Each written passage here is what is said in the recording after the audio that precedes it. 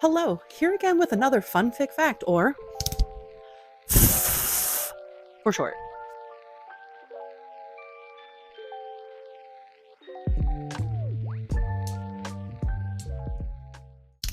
As I stated before, if I'm going to end up on a watch list for some of the stuff I have to research for these books that I'm writing, then you are all going to go down with me in a blaze of glory. A fun fact about myself to get started, as this does actually tie in with this particular fact, so you at least have a little bit of context before we hop in. Before I changed careers to what I do now, I worked as what is called as an IOM tech, which is short for intraoperative neuromonitoring technologist. Without going into too much detail on that, basically I was the person who would come in during very specific types of surgical procedures. I would hook up some needles and wires to the patient being operated on after they're asleep and monitor different types of nerve function depending on what surgery they were getting done. There was a neurologist who was actually watching my screen remotely to make any big medical calls during the case.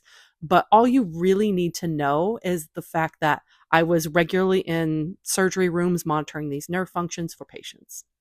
A close friend of mine, funnily enough, who is absolutely terrified of needles, was by association absolutely horrified anytime I ever talked about work when they were around. So, fun fact about that, I guess.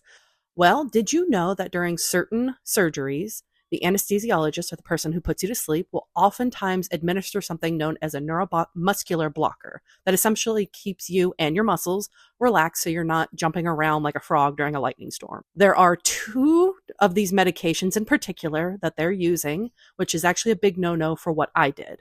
Why?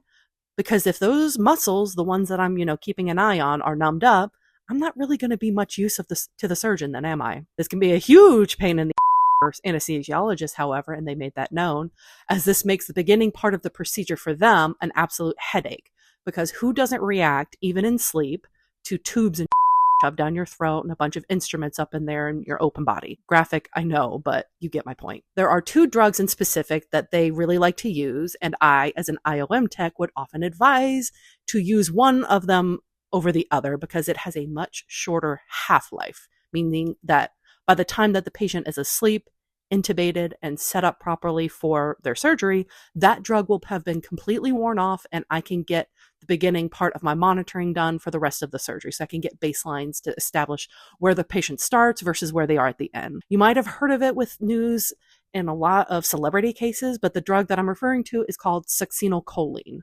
It's a short-acting paralytic that has a half-life of approximately 47 seconds. Now, this doesn't sound very long, but all of this inside of your body, it can actually last up to several minutes in your system after injection. So it is an ideal choice should you be an IOM tech like I was, because by the time you finish hooking all your equipment and get all your stuff set up, that particular drug will have worn off and you can get accurate readings and baselines before the surgeon actually, gets started. The drug as an IOM tech that you would want the anesthesiologist to avoid, however, is a drug called vecuronium. The half-life of this particular drug is about 4 minutes, give or take.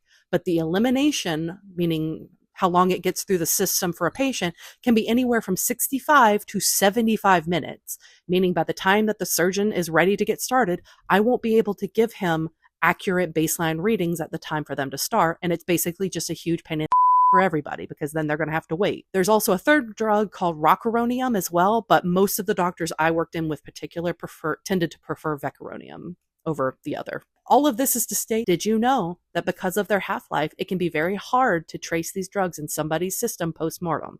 So after they're dead, you may not be able to trace them.